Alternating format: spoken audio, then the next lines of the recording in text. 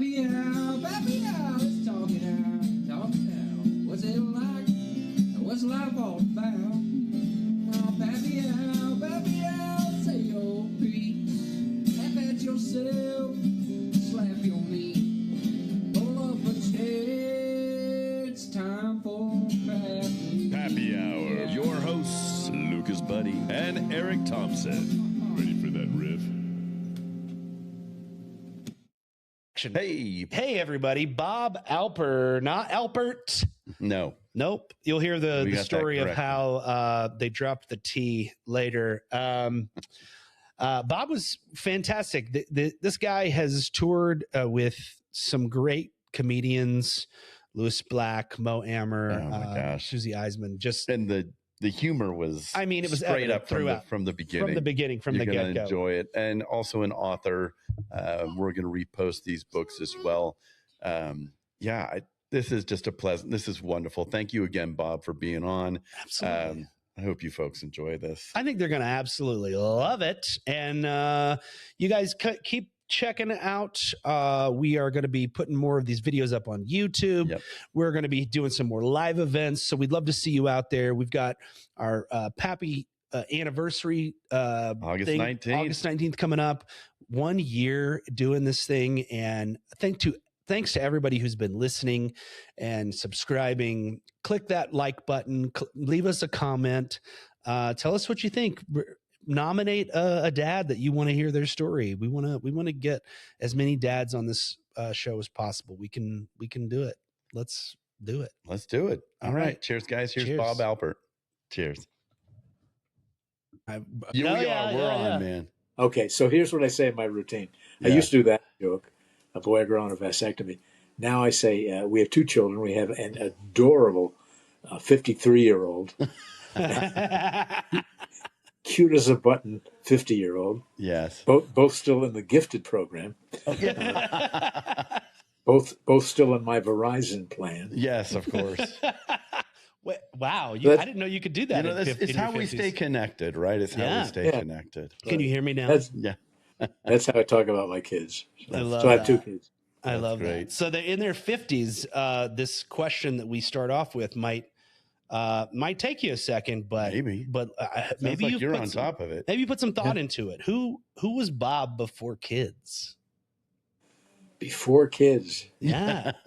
I think the same. I probably because I always wanted to have kids. Yeah. Everyone said, "Oh, you'll be a great father." Well, I don't know if I was a great father, but I was always interested in kids and enjoyed kids. So there's no change except the joy of having kids and the agony of having teenagers. The Bible actually talks about teenagers. I don't know if you're aware of that. No. Oh, please tell us. Well, according to one of the commentaries, the reason Abraham was about to sacrifice Isaac. Oh, this makes complete sense. At the age of 12 and not 13. Yeah. Is because at 13, it wouldn't have been a sacrifice. Right. That's true. It would have been a murder. Yeah. It would have been justified. Absolutely. I personally don't have experience with a teenager other than this guy I would call a pseudo stepson. We're a blended family, Bob. Yeah. So we have the situation is my wife was married, and then her husband, she helped raise his son. So it was his son, her stepson. Then he passed, and then I met Lauren, and then so I don't know what I am, but anyway, I met him right at that age of like 14 years old, and wow. I do understand that reference. He just, but he grew out of it, so that's good. Yeah, I was pretty fortunate, I think, with mine. Mine are in their 20s, and Chris and I just celebrated our 30th anniversary, and on our 30th anniversary, realized both of our boys are employed in the adulting world, studying and following their passions that they studied at university. And I was like, all right, really good stuff. We're feeling positive about Wonderful. it. Enjoy that. Yeah. So did you understand you're a rabbi as well? Is this something that you were also driven to early, or was this something that more came along after kids or before kids? Which part, the rabbi or the comedian? Yes, the rabbi. Yeah. Rabbi, I always, my late uncle was a rabbi. Okay. He was at large congregations, and he actually died at 47. He was the acting dean of students at Harvard Divinity School. He was a major player. Yeah. And he was my inspiration, but he died. But he was the model. Yeah. And I was always, my parents were always very active in synagogue. I was the president of our youth group. Yeah. And I loved it. And so I thought of becoming a rabbi all along. And it was during my senior year in college, I said, well, if I got into graduate business school at University of Chicago at Cornell. Okay. But I said, if I go to a graduate business school and decide I want to become a rabbi, that's a waste of time. But if I go to seminary and drop out, I'm always going to be Jewish and proud of that. Right. That's true. It's not wasted. So I decided to try seminary first. Really didn't like seminary, but it was a means to an end. Yeah. After I was able, as I say in my act, at the seminary, I was able to squeeze a 5-year postgraduate program into 6. And and then my first congregation was in Buffalo and Philadelphia, and I had a very successful career. And probably one of the reasons I was successful is because I used a lot of humor. Mm-hmm. Yeah. And I always used humor. As a kid, I was funny. Yeah. Youth group, I used to do Bob Newhart and Shelley Berman routines. Beautiful. At the clubs. I lived for the moment. I mean, there was one time at a summer conclave, I think I was the chairman of the whole event, about a couple hundred kids. And the last night they had a kind of a talent night. The director of the region, of the New England region, was a man named Rabbi Alexander Schindler. Uh-huh. And he was he went on to become the head of the entire Reformed Jewish movement in America. Wow. I found out after he died, he was a Purple Heart and a Silver Star winner in World War II. He was a veteran and a hero. He never told us about that, but he was a wonderful, wonderful man. His wife's name was Rhea Schindler. Anyway, so we're having talent night, and we're having a little skit, and I'm playing Alex Schindler, and one of the girls is playing his wife. Mm-hmm. And I remember I turned to her and I said, "The food situation is dire, Rhea." Oh, jeez. and the house came down. And the house came down. And that was it. Hooked for sure. Now, and how did Mr. Schindler feel about that one? I think he liked it because probably 40 or 50 years later, he was speaking at my mother's synagogue. Oh, man. And he introduced himself, and he told her that story. Yeah, it stuck with him. I think he liked it. Oh, that's he liked fantastic. It. I love it. He had a great sense of humor. Yeah. Anyway, humor. Humor is so engaging, right? I mean, that's one of the things. That's how Lucas and I met, working through improv and sketch comedy, and just the bandwidth and the brain teasing and riffing off one another is just so much fun. And it's so important as a parent too, just to be able to maintain that sense of humor, because it's not all peaches and cream. It's not all like rainbows and sunshine, as they say. It sometimes it can get trying and difficult, as with the teenage years, and I'm learning with the toddler years and stuff like that, and the evolution of independence within her brain. So I'm very curious. You say you've always been this same person even before kids. What was your driving force? Was it to get laughs as a young person? Was it did you've always wanted to be a dad? How did you meet your partner, your wife? How did all that come about, and how long before you guys had kids? Well, a lot of questions. I wanted to see which ones. Just pick one. Go. but I'll start with how I met my wife, because it's part of my act. Perfect. I tell this story in my act. I said I was home from college. I went to Lehigh University.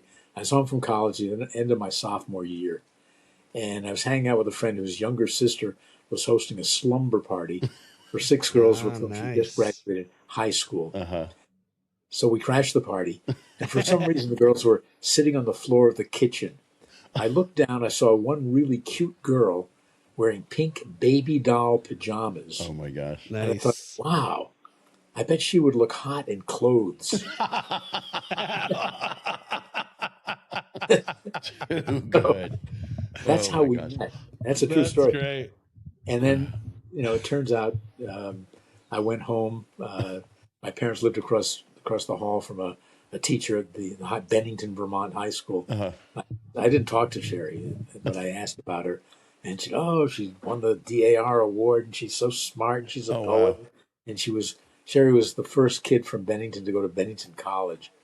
Bennington was a very avant-garde school back then. It was a great place, little tiny college with people like Bernard Malaman on the faculty. It was amazing. Wow. So I called her. Yeah. And he swears that I called her. I said, hi, this is Bob Alper. I was at Allison's house last night. She said to me, I knew you'd call.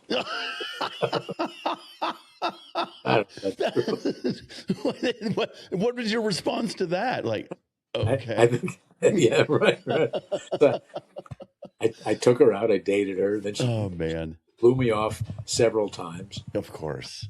And then we've been married 57 years now. Oh, man. Congratulations. What turned her where she just goes, okay, this guy is persistent, but he's got a sense of humor. What was it that paid off in the end for you? I know that one time, when we finally got together, and we spent a year and a half, I dated her, and I invited her to come to Lehigh to a big party, and she said she would. Then she blew me off. She called and said a week before, no, I'm not coming. Yeah. And when we finally got together, which lasted now all these 60 years, because it was 3 years, she was working in Scranton, Pennsylvania. Bennington College had what was called a non-resident term, meaning from early December through the beginning of March, the girls would all leave the campus and go work somewhere. Okay. And she was in Scranton, where her parents had moved. And I called her, and she asked me to come on up. And I think she did that because she was living in Scranton, Pennsylvania. Please, I need something no offense to do. to Scranton. If I said, hi, this is Charles Manson, I'd like to come visit you. Yeah, please. That's fine. Please do it. Yes. That's when I went up there. And, that's great. Now we're talking about this thing. Can I read you a page of my book? Yeah, sure. Bring it up. Because I thought, we're going to talk about being a father and meeting people. And tell us the name of the book as well, so that we can continue to it. Let me find it, because there's a different chapter. Okay, the book is called.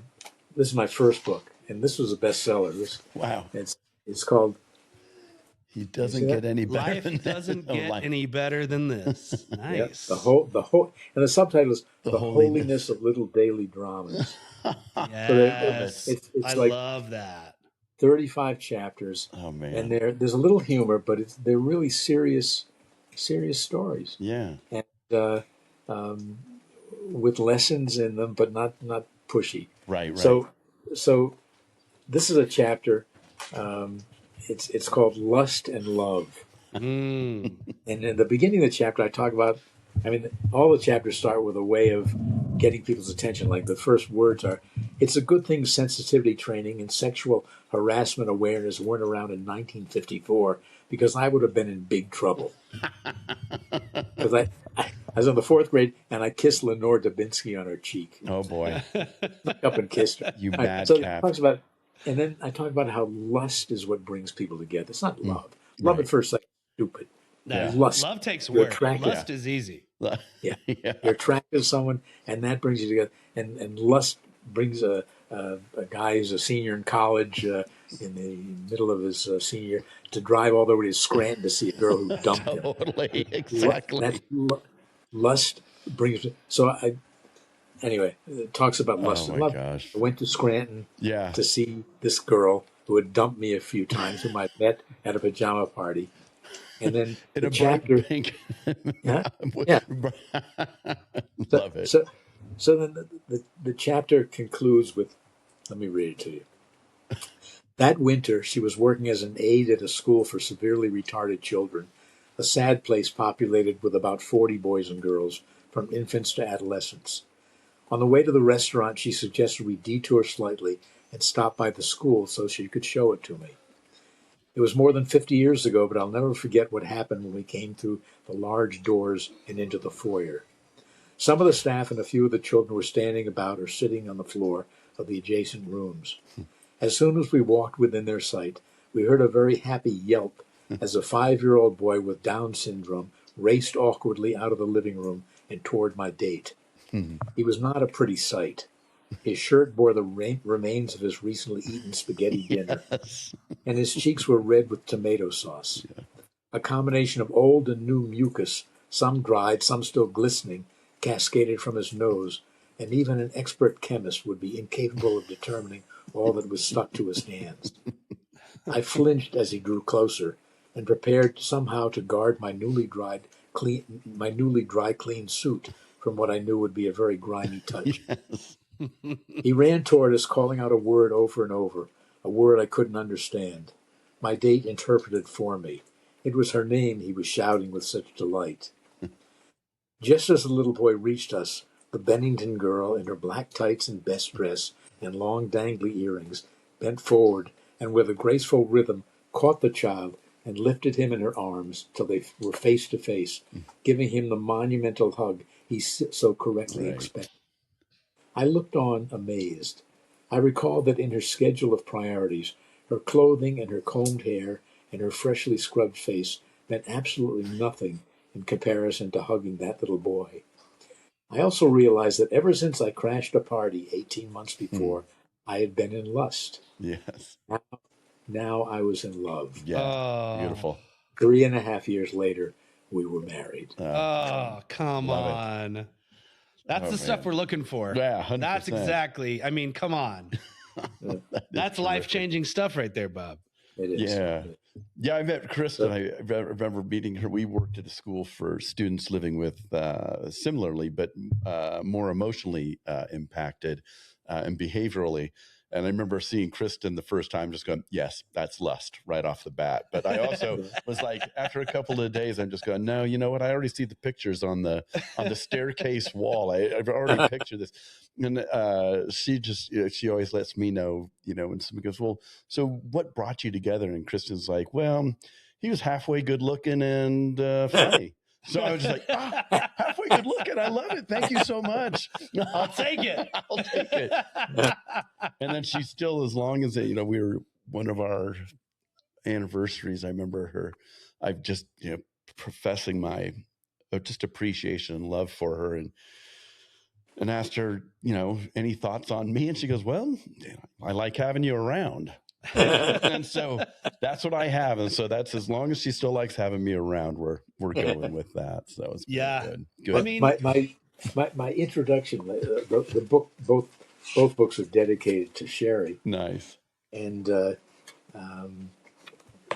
second book, this is my second book. It's called Thanks I Needed That and Other Stories of the Spirit. I'd like to tell you about how the title came about, but meanwhile, let me read you the quote I wrote that I used in my dedication, which says, it's George Eliot.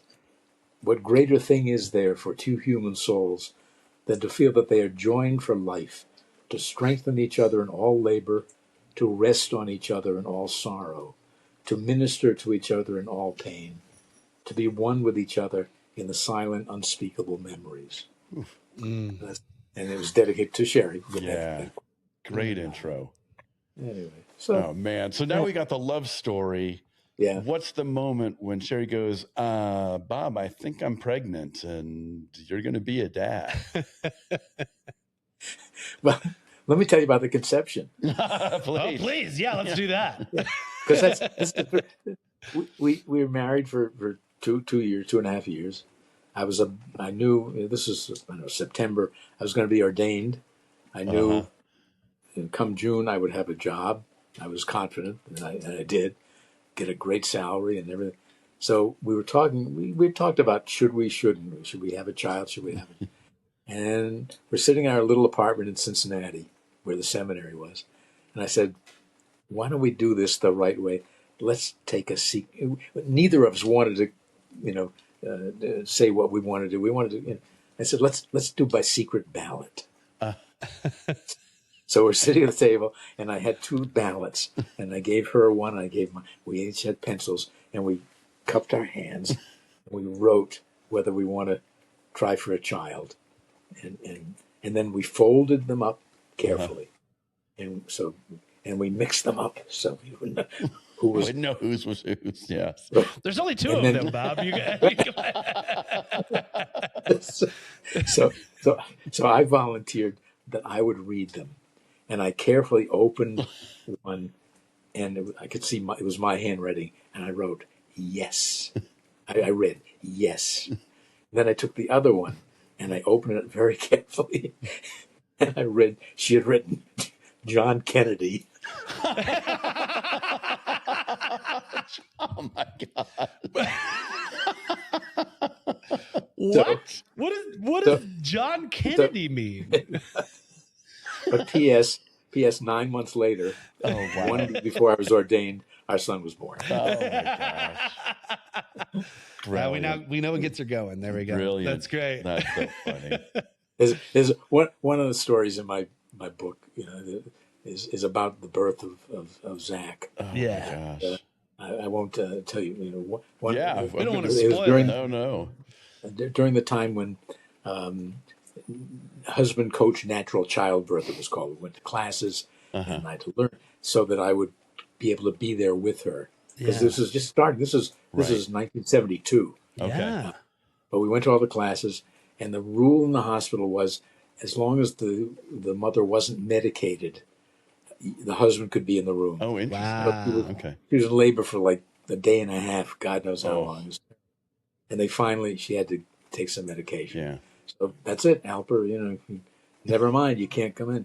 But there was a tall nurse, Jamaican, I think she was. She said to me, "Come with me. There's a supply closet outside the living room. Yeah. And put you in there, and there's a window, and you can watch." Oh, so nice. Put me in there, and I was watching, and then somebody came to get something and left the door open, so I could see her. Right. And then this tall, big nurse backed up to me, and behind her back, she was holding a mask, a surgical mask. And she turned, she said, "Put this on." Yeah. So I put it on, and she said, "Follow me." Yeah. Come on. Hero status. Love it. So I was standing right next to Sherry. Oh, and wonderful. Able to be there. And I call her the angel of birth. Yeah. And let me read just the last sentence of that story. It says, "It's amazing. This stranger entered our lives for the briefest time, possibly risked her job, and enabled us to share that exquisite moment of life's beginning, when every prayer has been answered, and every dream is still a possibility." I love that phrase. Yeah. When every prayer has been answered, and every dream is still a possibility. Yeah. Then she turned to another assignment, another woman in labor, and another baby about to be born. Having made a lifetime's difference for us, she moved on to her next task. Right. And we, overwhelmed, exhausted, nervously holding God's most precious gift, began to make our telephone calls. Right. Oh, man. Beautiful. Anyway. Jeez. So you're holding Zach. What is that emotion? What is that first? Like, I mean, you really just spelled it out with that last line in the book, but I mean, just right. Endless possibilities. I just remember feeling that too, of just, here we go. Look at this. This is just instant. The unknown. It's a wonderful moment, Yeah. And life throws curves. Yes. That's the way life is. But at that moment, everything's a possibility. 100%. Yeah. Oh, that's amazing. It's so cool that you have this all like preserved for time for your kids to be able to go back and read all of this stuff. And I just lost my dad in March of this year, and to be able to hold on to those kind of memories and stories in written form. And I'm sure you've done other podcasts and video forms, and they have your stand-up sets, which you probably share videos of that stuff as well. So it's it's so important. I mean, I don't think I have enough stories of my dad. He wasn't somebody that really shared stuff like that. So thank you for being someone who does that. Yeah. And I think your kids are gonna, it's just priceless. Well, and it's what's so lovely too is just that you're putting into words what so many people feel that don't always allow themselves to be that vulnerable out loud. And I think that's just wonderful. I have a story about my father. Yeah. Which I'd be happy to get into. Yeah, please do. It's all part of the story. Yeah, absolutely. These are aspects that shape us. This is my second book. If you hear a child in the background, my daughter's over here on the couch eating eggs and sausage. So that's what I'm looking at. This is a story about my father. Well, it's about my father, my grandmother. It's about my bar mitzvah. And I talk about how, because of Stanley, who was a kid in our town, I couldn't get the date I wanted because he belonged to a different synagogue, and his family took that date right next to my 13th birthday. And he was wealthy, and we had nothing. I mean, our party was my mother baked and my grandmother baked sandwiches with no crusts. Yeah, but he had a big brouhaha, formal thing. Anyway, so the portion that the rabbi gave me for my bar mitzvah contained the word ass and virgin. Oh my gosh. I'm 13 years old. I have to read the words ass and virgin in front of all my friends who were sitting in the front row, dedicated to making me laugh and lose it. Right. So I was worried how I was going to go through that. But I finally, I got through that. But then at the end, this talks about, and then at the end about, the story continues. As it happened, my anxiety about the requirement to read ass and virgin in front of my friends and hundreds of adults turned to be the lesser of my concerns during that run-up to my big day. Another issue loomed larger. I needed to make a major decision. The way it worked in those old pre-liberation days, my mother and grandmother sat proudly in the front row, while the chubby little focus of the morning graced the pulpit, my father on one side, my grandfather on the other. Here was the dilemma. Ours was a family of men who kissed each other. No problem there. Right. Who's watching the entranceway to a house or inside a car or a dining room right after the Sabbath blessings have been recited? But the bar mitzvah was different. A whole congregation of people, including my not uncritical pubescent friends. For months I debated. Should I kiss my father and my grandfather right up there in the pulpit, right in front of everybody? Or was it time now to revert to a manly, clenched-jawed handshake? This was 1958, by the way, before masculine hugs had been invented. Yeah. Despite seriously considering racing out the back exit mid-ceremony, I made it through the entire service, read my Hebrew portions with a few errors, got through the English translations with their embarrassing mention of ass and virgin, and stood face to face with Rabbi Salkowitz at the front of the pulpit as he delivered his blessing to me. I recall both his very meaningful words and the little droplets of saliva he projected on my glistening pre-acne forehead. Right. He finished, then shook my hand. As we rehearsed, I returned to my seat and sat down. Big grin, it was over, a success. And then I did what I guess I had known I would do all along. I kissed my grandfather. Nice. Then I kissed my father. Somehow I can't help feeling that more than any other elements of that day, my real ascent to manhood, or the kind of man I hope I've become, began the moment I kissed my grandfather and my mother. 27 years later, my own son's bar mitzvah, both his mother and I sat with him on the pulpit, and a colleague conducted the service. That day, my more important role was as a father, not a rabbi. But toward the end of the service, I did opt to bless Zach quietly, privately, before the open ark. And after I whispered amen, without hesitation, with no second thoughts, he reached up to me for a big hug and a kiss, right there in front of 400 people. Beautiful. Life had come full circle. Right. Yeah. That's it. So, That's it. Those are the moments that make us who we are. I mean, that connection, it's an innocence, and it's real, and I remember when I was a kid, like my dad used to kiss me before we would go, like when he would drop me off for school. And I mean, I never thought anything about it. Right. Like it was my dad. He loved me. He gave me a kiss, and I went off to school. It's like how you did your day. And it wasn't until like shame was introduced by a schoolmate where I was like, that's where it changed for me. And I wonder what it was like for him that day where I was like, Dad, I'm good. Right? I'm good. I can't do this anymore. It's embarrassing, you know? Something to think about. Right. Wow. Yeah. And so you have a child as well, right? And how far apart are Zach and Jesse? 3.5 years. 3.5. Okay. Yeah. They in fact,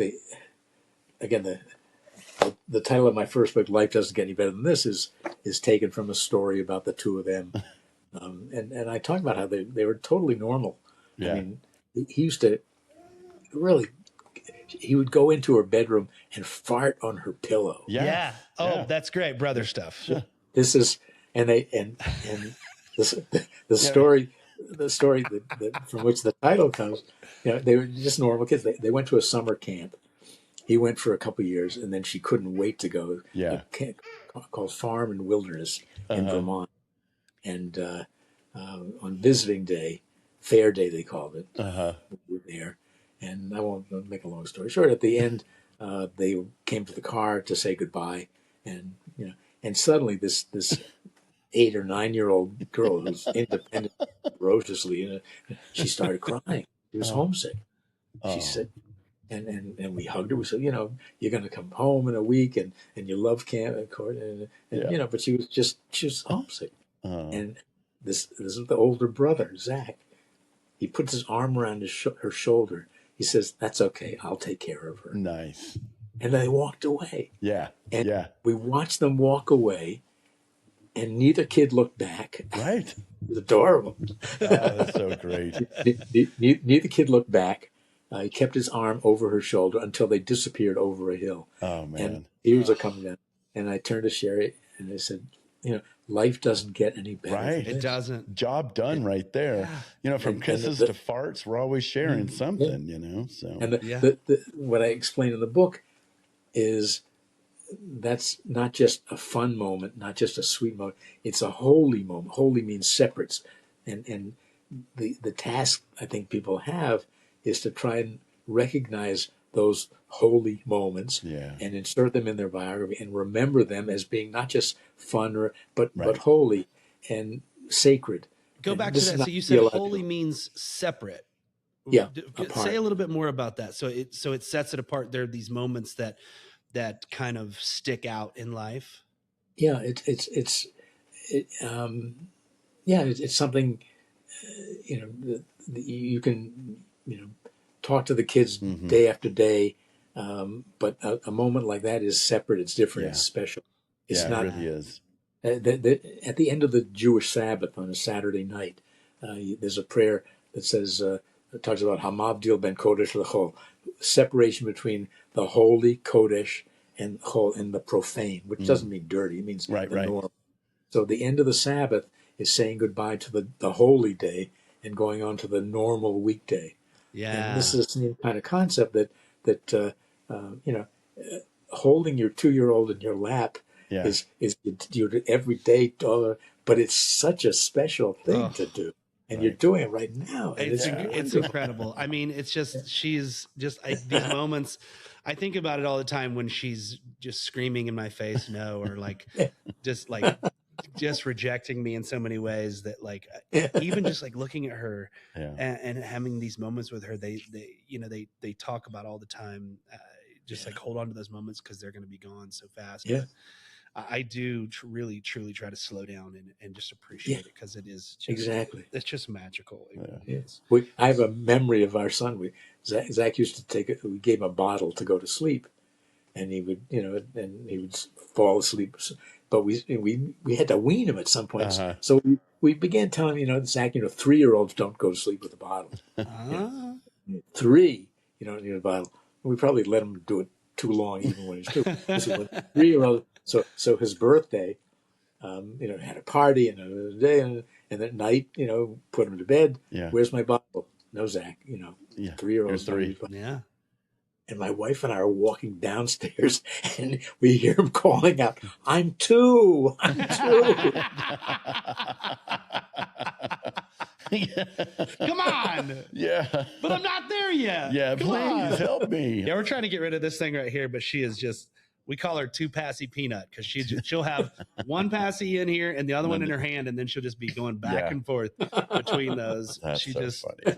Yeah, she's not ready yet. No, I'm keeping that one for a while. So 3.5 years apart, what was Zach's reaction to Having the a news sister. Jesse was coming along? It was when early in that they were allowing sibling visitation. They just started that in the hospital, and so we took him to see his newborn sister, and we pointed her out, and all the babies had their identification bracelets on. He looked and he says, "How come all those babies got watches?" Right. And by this time, he's like, I should have gotten a watch for weaning off the bottle, Dad. I'm 3.5. That's now, so funny. So. And another time, I remember Sherry was pregnant, and we spent a month on Cape Cod, and we rented a cottage, and we were saying, well, let's maybe rent the cottage again, because this little room off the bedroom, we can put the baby in the bedroom. Yeah. He looked at it and says, "We will leave the baby at home." Totally. I remember Nathan was so great with. We were purposeful. Somebody said, "Hey, when Nathan meets Ryan, have a gift there from Ryan." So we had a robot. He was just like, "Oh my gosh, this brother's great, right?" But then after about 2 weeks at home, he's like, "Mommy, Ryan can go back to his mommy now." He's like, this is plenty. Yeah. Remember, it's me. Yeah, you mentioned that Zach went in and farted on Jesse's pillow. Stella, we've decided is going to be an only child, so that's going to be my job. I'm going to have to go in. Right. Walking down the aisle one Trust day. me, she gets to be 15. She's going to hate you. Yeah. So, there's a story. Oh my gosh. There's a woman named Margaret Smith who's a comedian, and I quote. I do a lecture on the spirituality of laughter. It's not stand up, but it's a lot of fun. And I talk about teenagers. Yeah. And Margaret Smith has a bit where she says she's a lovely woman, but she's very dour. Her persona as a comedian is very dour. And she says, "When I was 15, I wrote a poem. I am the ocean. You are the sea. You come to me. I take you in. I hate my parents."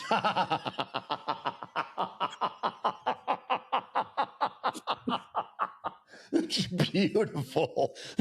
So profound. I just imagine her parents listening to that going, "Oh, this is a great beginning." Where did what?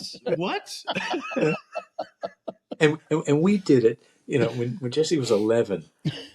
I mean, we should. I'm embarrassed that we did this. We should not have, but we gave in. I gave in. But she was walking up the stairs, and she got halfway up the stairs and dramatically turned around and looked at Sherry and he says, "I hate you. I hate both of you." And I said, "Jesse, right on schedule." Yes. One step ahead. Yeah. It couldn't have gone any better. The slamming of that door had to have been beautiful. There it is. That. We've been waiting on this moment. Oh my gosh. Yeah, she's just in for it. Both of us are comedy people. We actually met, Lauren, my wife, and I met doing sketch comedy where we were smothering a baby in the sketch. And funny. Stella's been in like probably 3 sketches already. She's been in some shows, so yeah, cool. She's a stage baby. She is. As we get towards, we sort of like wrapping up this has been so fun. I'm so glad we had to.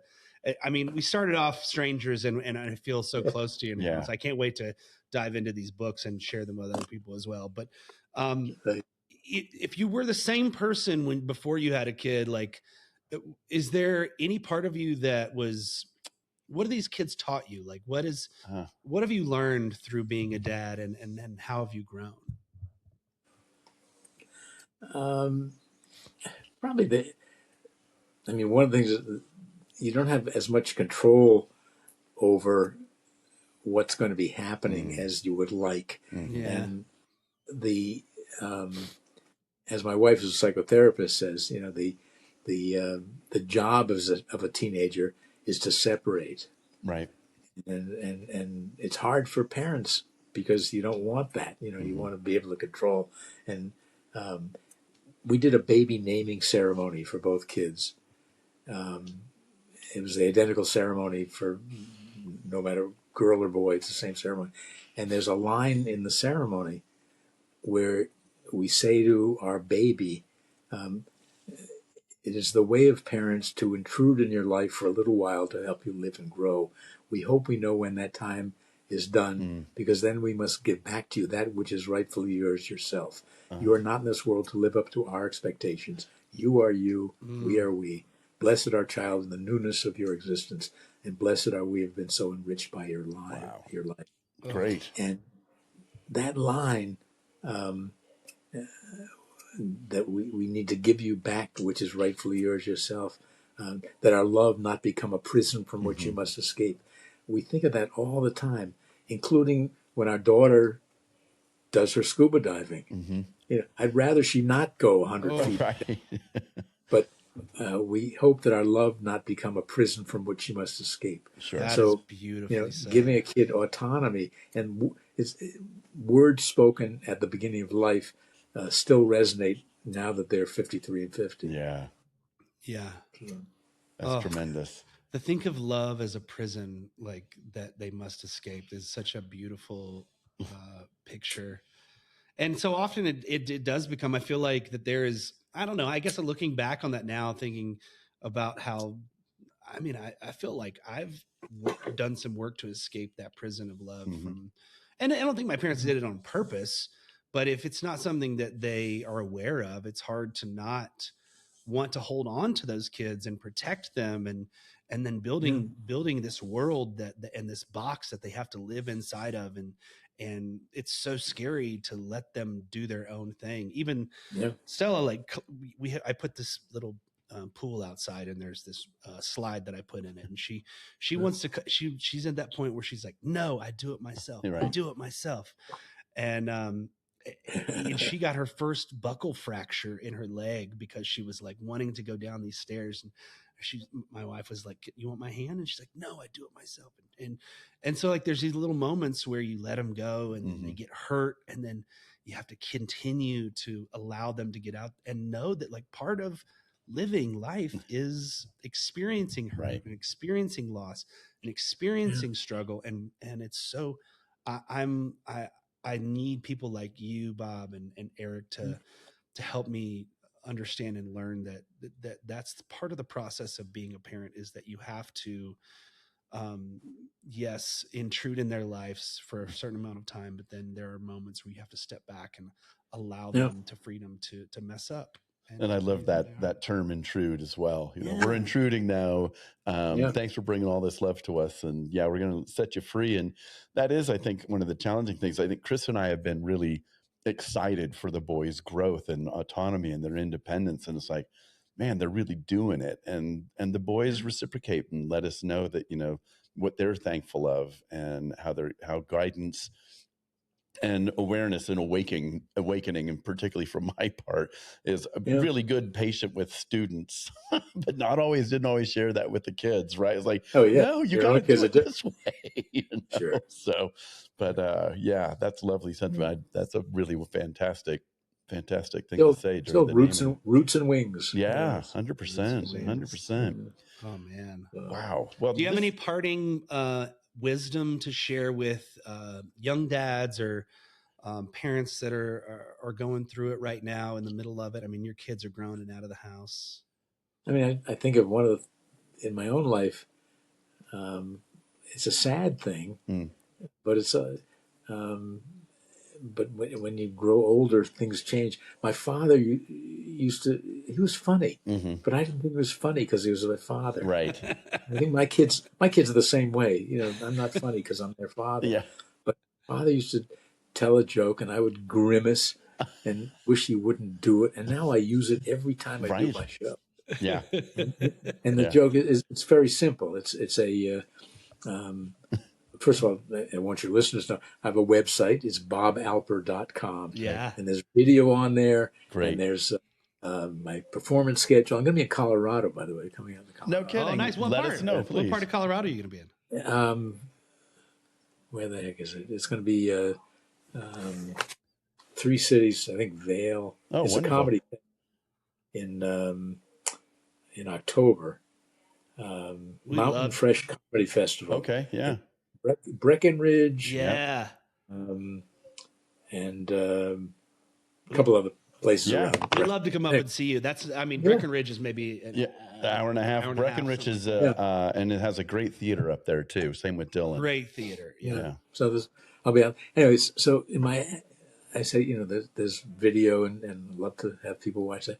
And I say, and it's Bob Alper, not Alpert. People think it's Alpert, like the musician. Yeah, the musician, right? A-L-P-E-R. Yeah. A-L-P-E-R. And I say, it used to be Alpert, but we dropped the T at a party in Boston. Bob Alper, everyone. Bob Alper. My father used that. Yeah. And I would grimace. Yeah. And I would sort of wish he would not. And now I'm doing like and so I only wish he were alive to know that I'm doing it. Yeah. Was held on to. Yeah, no, there's so much rolling of the eyes in my house, or was. The boys are now independent, but oh man. I'll take it. A groan is as good as a laugh for me. Yeah, exactly. At least you're feeling something. Yeah. Yeah, Zach will say, Dad, why aren't you using the act? Actually, I will. Thank you, Zach. I appreciate that. Yeah. That's a standing ovation right there, buddy. So, yeah. That's great. Well, thank you so much. Yeah. This is absolutely. You only get one spin around this rock. You only have so many days until it stops, and how you show up for your kids, well, that's your superpower. You might not know it now, but this is your Pappy Hour. Pappy Hour, it's talking out. What's it like? What's life all about? Well, Pappy Hour, say your piece. Laugh at yourself